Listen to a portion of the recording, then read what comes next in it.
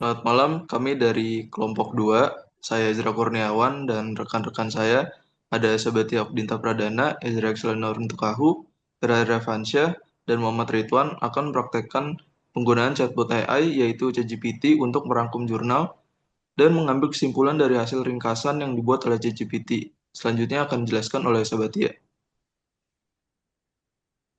Oke, untuk selanjutnya saya akan mencoba mensimulasikan cara penggunaan ChatGPT untuk meringkas dua buah jurnal untuk menjadi satu kesatuan ringkasan. Untuk penjelasannya juga, saya akan juga dibantu oleh Ferrari Revansyah. Oke, untuk Ya, Ferrari boleh bisa jadi dilanjut sambil saya jelaskan. baik. Jadi langkah-langkah meringkas dua jurnal menggunakan ChatGPT yaitu poin pertama, siapkan kedua jurnal. Pastikan kita memiliki file atau teks dari kedua jurnal. Bisa berupa PDF atau hasil salinan bagian penting seperti abstrak, pendahuluan, metode, hasil, dan kesimpulan. Fokus pada bagian tujuan penelitian, metode yang digunakan, hasil atau temuan, kesimpulan, atau implikasi. Poin kedua yaitu tentukan tujuan ringkasan. Misalnya, saya ingin membuat ringkasan gabungan dari dua jurnal untuk presentasi atau untuk tugas kuliah. Poin ketiga, gunakan prompt yang jelas. Contoh prompt yang bisa digunakan, contohnya itu saya punya dua jurnal ini.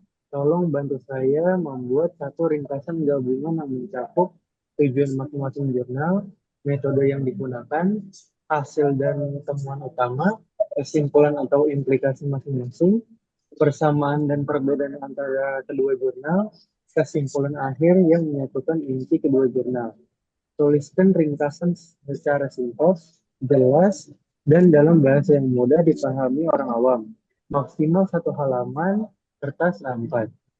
Berikut isi jurnalnya. Kurung kurawal, tempelkan isi jurnal 1, dan kurung kurawal tempelkan isi jurnal 2. Poin keempat, tempelkan teks jurnal. Jika tidak dalam file.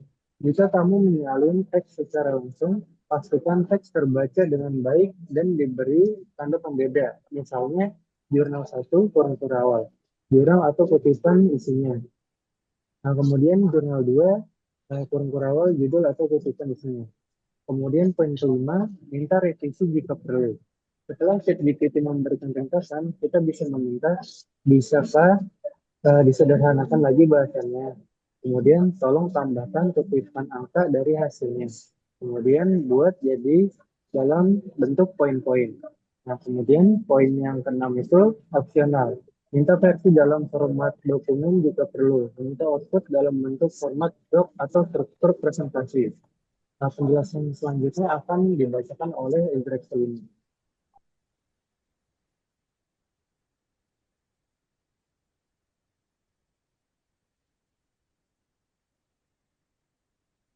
Oke, untuk selanjutnya kita coba implementasikan dulu dari langkah-langkah yang sudah dijelaskan oleh Revan. Untuk di sini tadi Revan sudah menjelaskan kita harus memberi perintah untuk ChatGPT yaitu masukkan ke dua buah jurnal, kemudian kita beritahu bahwa kita memiliki dua buah jurnal, kemudian minta bantuan untuk membantu meringkasnya.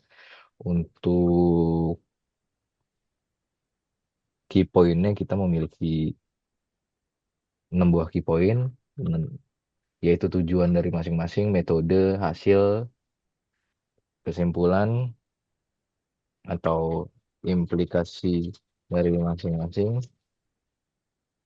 kemudian persamaan dan perbedaan antara kedua jurnal tersebut,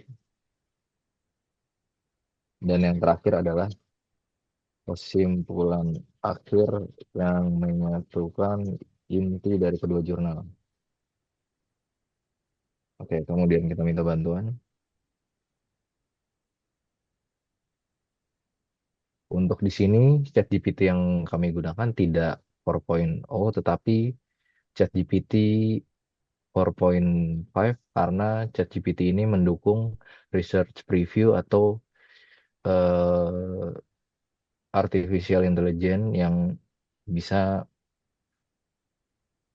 yang bisa mempelajari dan mengerjakan dokumen secara lebih dalam. Oke, kita coba eksekusi. Oke, selanjutnya akan dibacakan oleh Excel. Ya, setelah dilakukan kita memberikan komen untuk meringkas, hasil yang didapat dari kedua jurnal tersebut adalah ringkasan gabungan jurnal audit teknologi informasi. Yang pertama, tujuan dari masing-masing jurnal itu.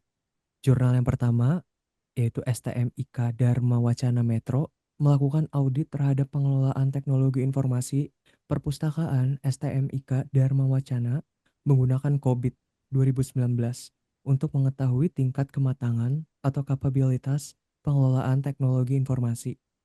Dan jurnal yang kedua, itu PT XYZ, mengevaluasi kapabilitas teknologi informasi di PT XYZ menggunakan framework COSO untuk memastikan apakah sistem teknologi informasi berjalan sesuai dengan kontrol internal yang baik. Kemudian dari kedua jurnal tersebut, metode yang digunakan antara lain, jurnal yang pertama itu menggunakan COVID 2019 Domain Delivery Support and Service atau DSS dengan metode pengumpulan data melalui wawancara, kuesioner, observasi langsung, studi literatur, serta analisis gap. Sedangkan jurnal yang kedua itu menggunakan framework COSO atau Control Environment Risk Assessment Control Activities, Information and Communication, dan Monitoring. Dengan metode observasi, wawancara, dan kuesioner terhadap 7 responden di Departemen IT. Ya, dan yang ketiga yang ditemukan adalah hasil dan temuan utama. Pada jurnal yang pertama, ditemukan tingkat kapabilitas teknologi informasi perpustakaan STMIK Dharma Wacana masih pada level 1 atau perform process. Ini menunjukkan masih adanya banyak celah yang perlu diperbaiki. Kemudian pada jurnal yang kedua, tingkat kapabilitas teknologi informasi PT XYZ mencapai level 4 atau predictable process dengan nilai 4,17. Ini menunjukkan bahwa kegiatan teknologi informasi telah dilaksanakan secara konsisten dengan batasan yang jelas. Namun masih perlu diperhatikan juga dalam peningkatan untuk mencapai level 5 atau optimizing process. Yang keempat, itu ada kesimpulan atau implikasi dari masing-masing.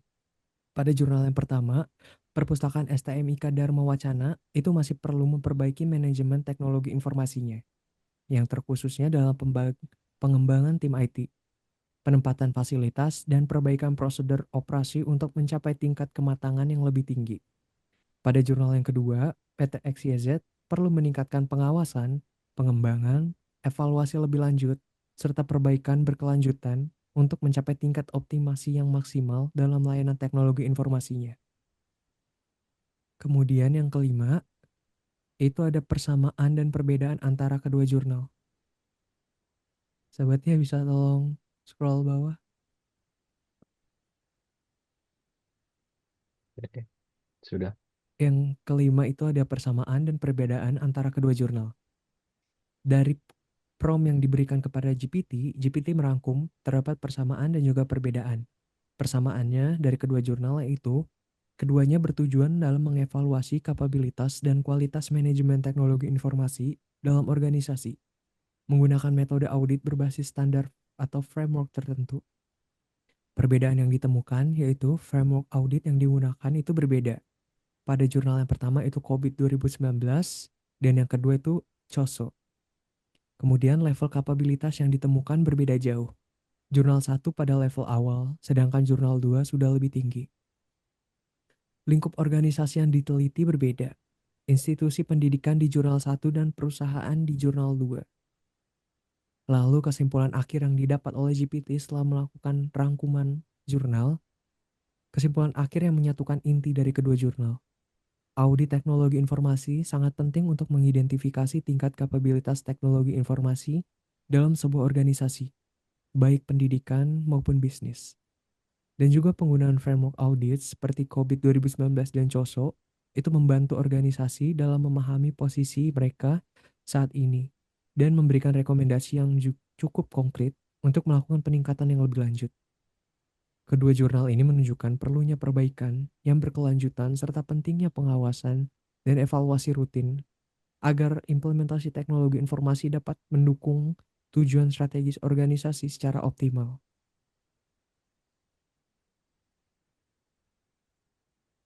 Oke teman-teman, jadi sekian sebuah tutorial dari kami kelompok 2 yang dimana meringkas dua buah jurnal menggunakan ChatGPT 4.5. Siang hari makan kuaci, makan bareng Ibu Asi. Cukup sekian Ya Kak. tutorial hari ini, saya ucapkan banyak terima kasih.